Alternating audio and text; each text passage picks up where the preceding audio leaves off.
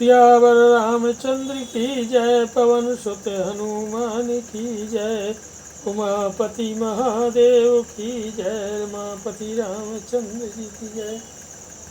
अथ एकचत्वारिंशः सर्गः। श्रीमद् वाल्मीकि रामायण के अयोध्या कांड के 41वें सर्ग में श्री राम के वनगमन से वनवास की स्त्रियों का विलाप तथा नगरवासियों की शोकाकुल अवस्था का वर्णन किया गया है। श्री हनुमान जी महाराज 41वें सर्ग। सुनने की कृपा करें। तस्मिस्तु पुरुष व्याघ्रे निष्क्रामति कृतांजलि वार्तव्यो ही संजज्ञे स्त्रीणाम अंतःपुरे महान्।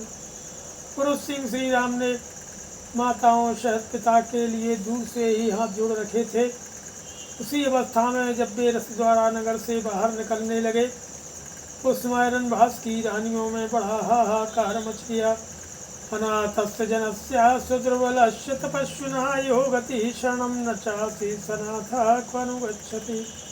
वे रोती हुई कहने लगी, हाय जो हम अनाथ दुर्बल और शोचनीय जनों की गति, सब सुखों की प्राप्ति कराने वाले और शरण समस्त आपत्तियों से रक्षा करने वाले थे, वे हमारे नाथ मनोरथ पूर्ण करने वाले श्री राम कहाँ चले जा रहे हैं।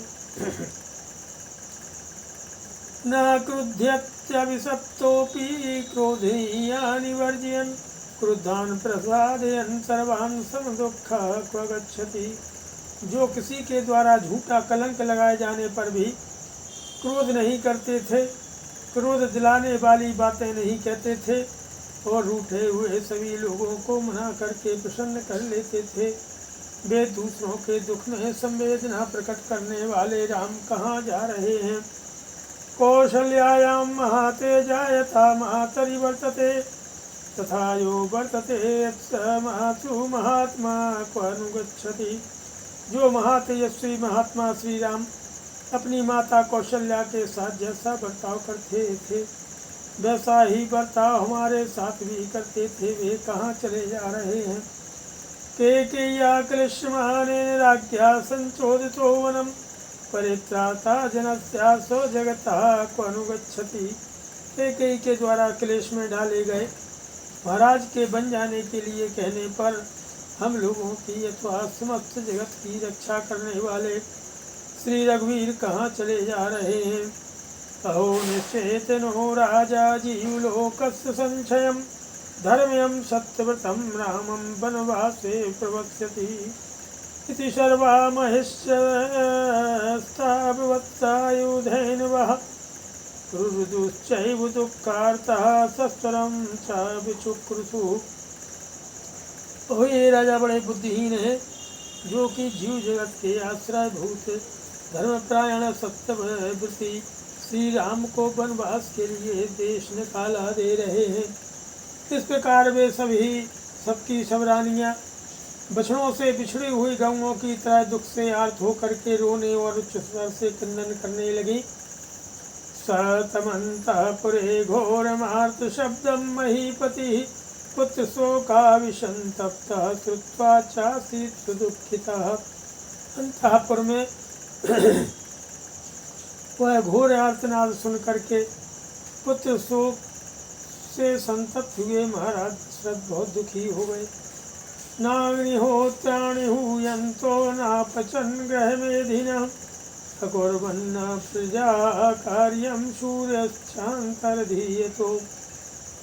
यसजन् कबलान्नागाभो वत्सान्नगपायन्, पुत्रं प्रथमजं लब्ध्वा जनीम् अभ्यनन्दतो। इस प्रकार से जो है अंतःपुर में घोर आर्तनाद सुन करके पुत्र शोक से संतप्त हुए महाराज दशरथ बहुत दुखी हो गए।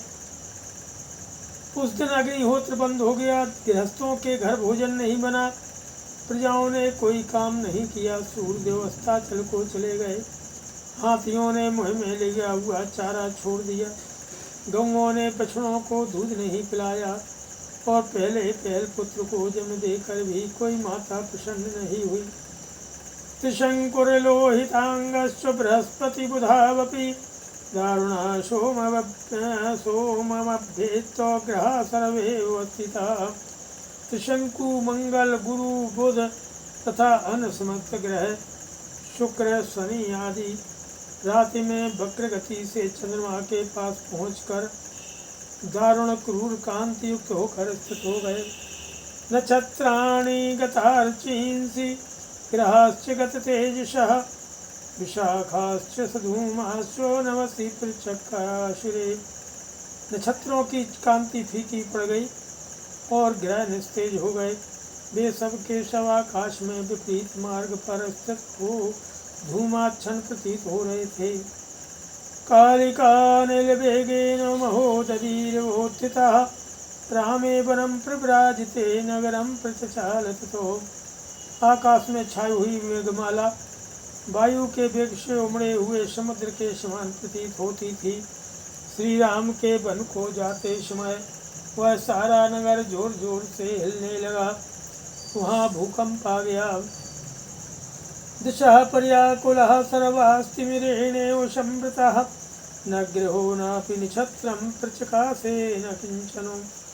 अकस्मान्नागरः सर्वो जनोद्यन्यमुपागमत् आहारे वा विहारे वा न कश्चिद करोन्मनः। समस्त दिशाएं व्याकुल हो उठी, उनमें अंधकार सा छा गया। न कोई ग्रह प्रकाशित होता था, न कोई नक्षत्र प्रकाशित होता था। सहसा सारे नागरिक दीन दशा को प्राप्त हो गए। किसी ने भी आहार या विहार में मन नहीं लगाया। शोक पर्याय संतप्तः सततं दीर्घमच्छवसन् अयोध्यायां जनाः सर्वं चुक्रोश जगति पतिम्। अयोध्यावासी सब लोग शोक परंपरा से संतप्त होकर के निरंतर लंबी सांस खींचते हुए राजा दशरथ को पूछने लगे। बाष्प पर्याकुल मुखो राजमार्गतो जनः न हृष्टो लभ्यते कश्चित् सर्वः शोकपरायणः।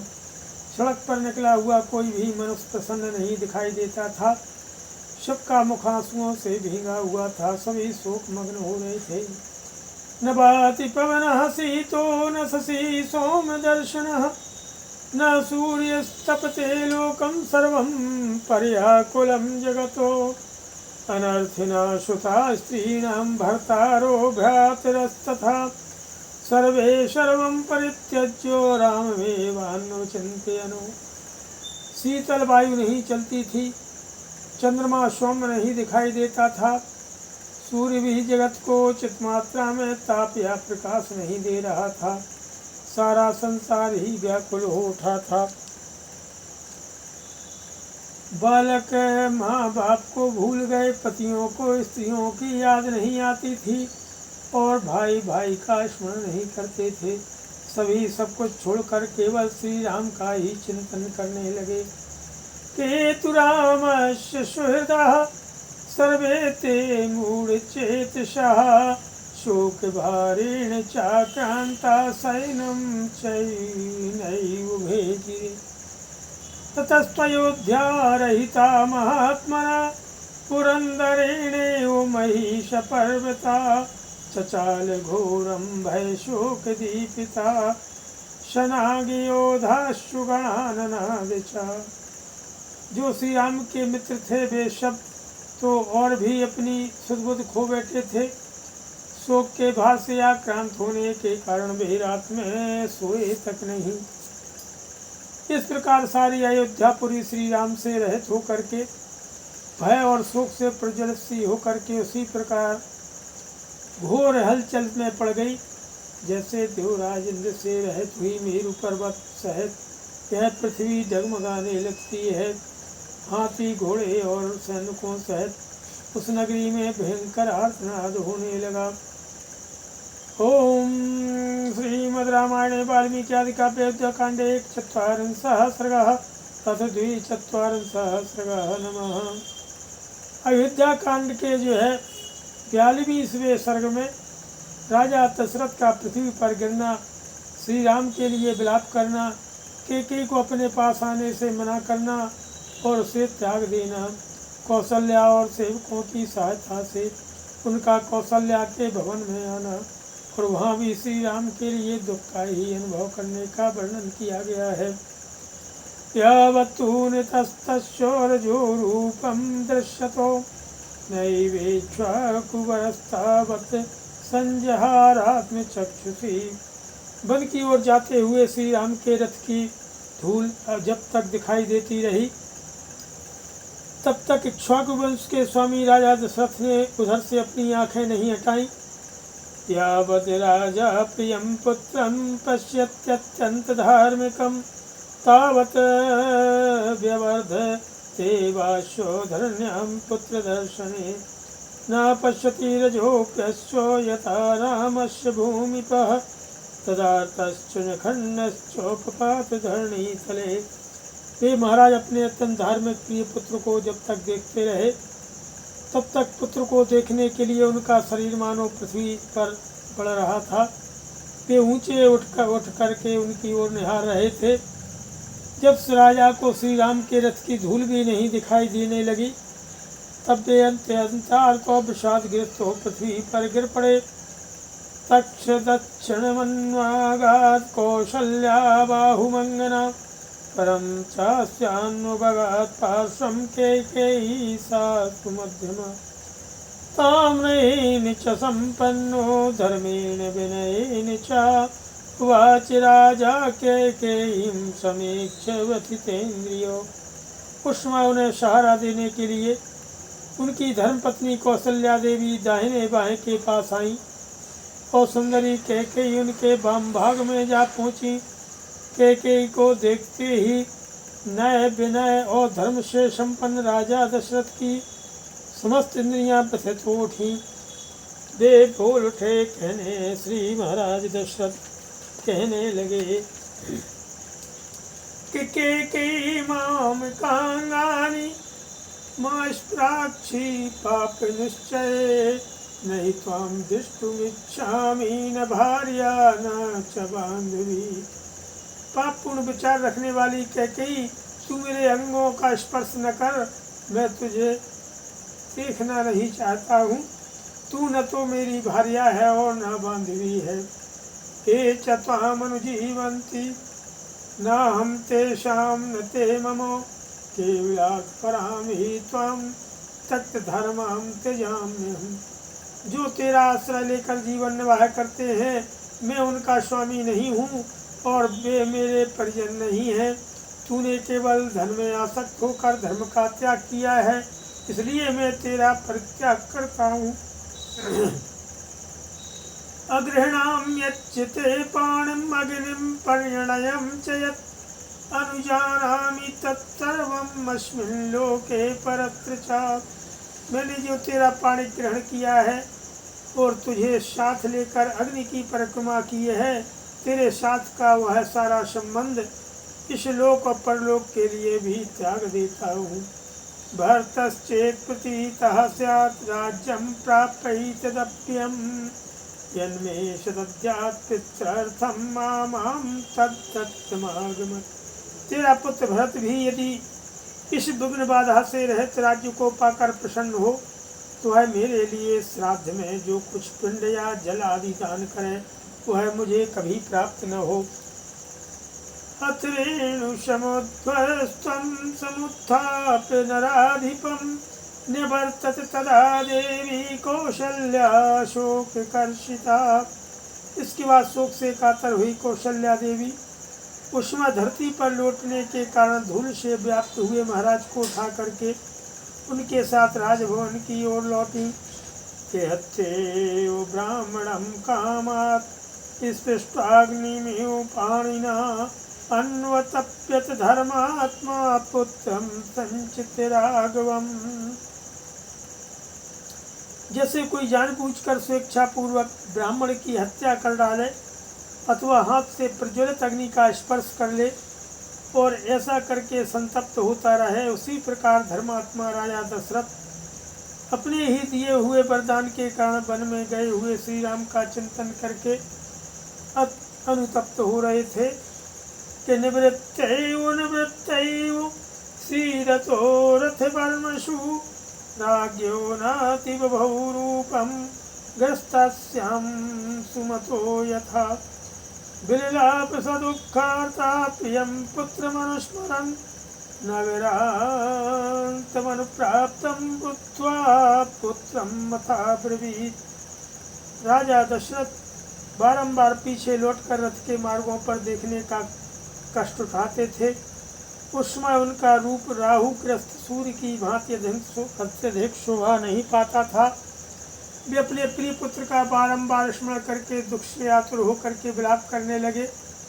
वे बेटे को नगर की सीमा पर पहुंचा हुआ समझकर इस प्रकार कहने लगे कि वाहनानां च मुख्यानां वहतां तं ममात्मजं पदानि पति दृश्यन्ते स महात्मा न दृश्यते। हाँ, मेरे पुत्र को वन की ओर ले जाते हुए श्रेष्ठ वाहनों के पदचिन्ह तो मार्ग में दिखाई देते हैं, परंतु उन महात्मा श्री राम का दर्शन नहीं हो पा रहा है।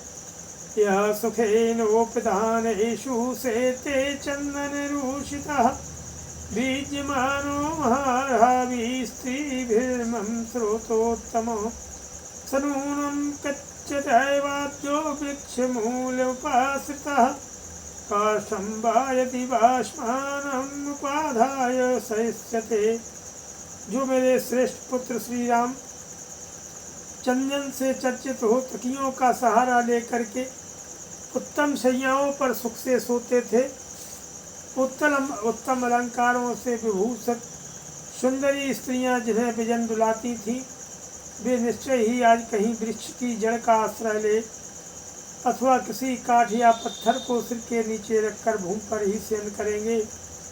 उत्थास्यति च मेदिन्यः कृपणः पांशुगुण्ठितः विनिश्वसन् प्रेषणात् करेणूनामिवर्षभो। फिर अंगों में धूल लपेटे दीन की भांति लंबी सांस खींचते हुए वे उस शयन भूमि से उसी प्रकार उठेंगे जैसे किसी झरने से के पास से गजराज उठता है। दीक्षन्ति नूनं पुरुषाधीव बाहुं वनेचरा राममुत्थाय गच्छन्तं लोकनाथमनाथवत्। निश्चय ही वन में रहने वाले मनुष्य लोकनाथ महाबाहु श्री राम को वहाँ से अनाथ की भांति उठकर जाते हुए देखेंगे।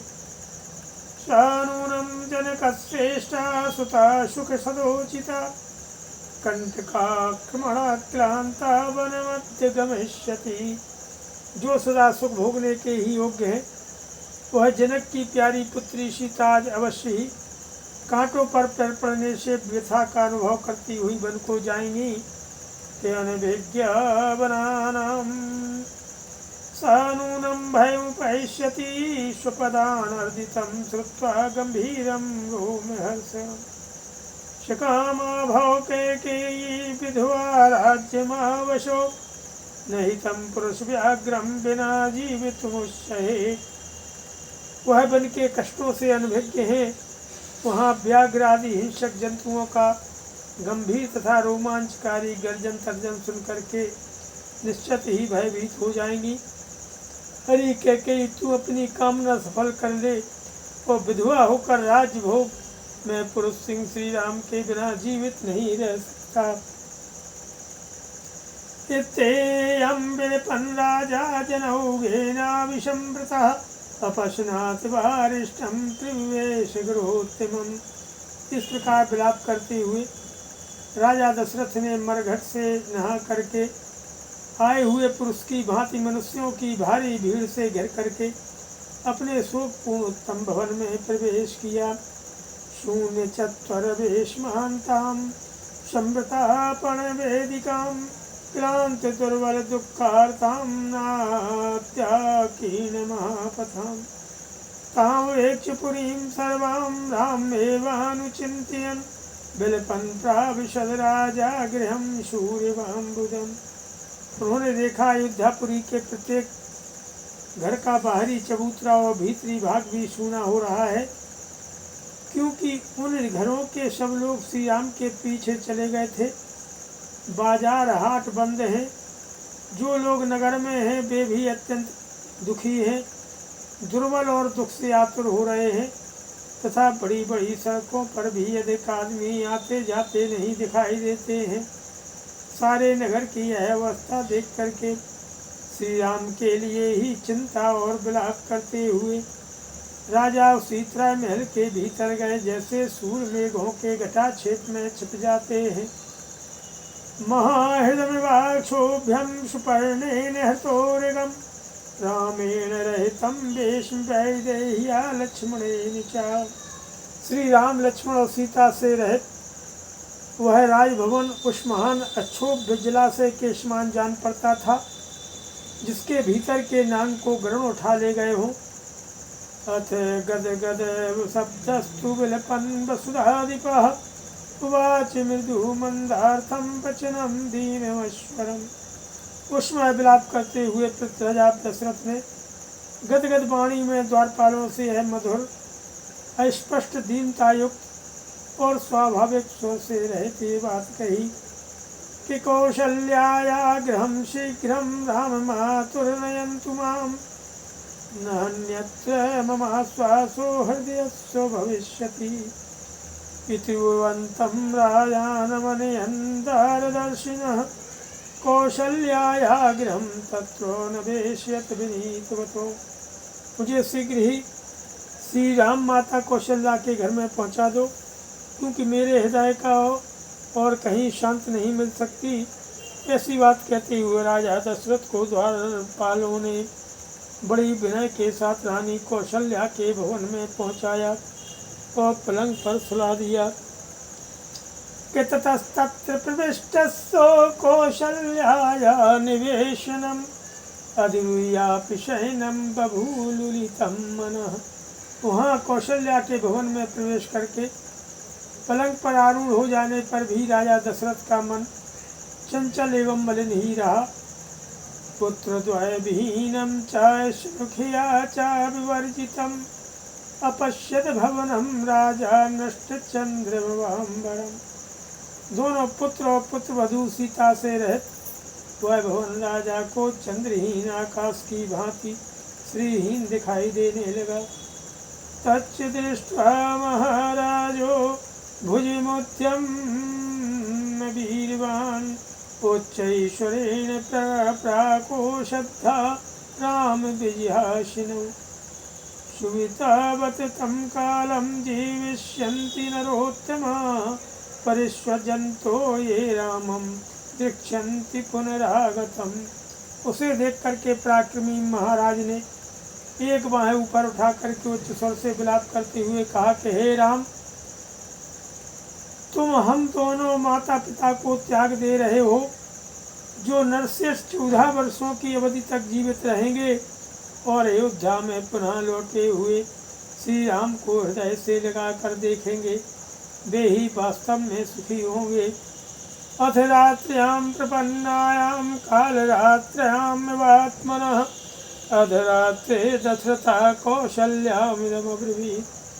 इसके बाद अपनी कालरात्रि के समान वह रात्रि आने पर राजा दशरथ ने आधी रात होने पर कौशल्या से इस प्रकार कहा कि न त्वां पश्यामि कौशल्ये साधु मां पाणिना स्पृशो रामं मे अनुगता दृष्टिरद्यापि निर्वर्तते तं राममेवानुविचिन्त्यन्तं समीक्ष्य देवी शयने नरेन्द्रम् उपोपविश्याधिकमार्तरूपा विनिश्वसन्तं विललापकृच्छ्रम्।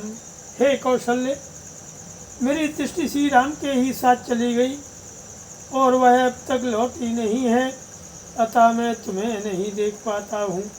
एक बार अपने हाथ से मेरे शरीर का स्पर्श तो करो।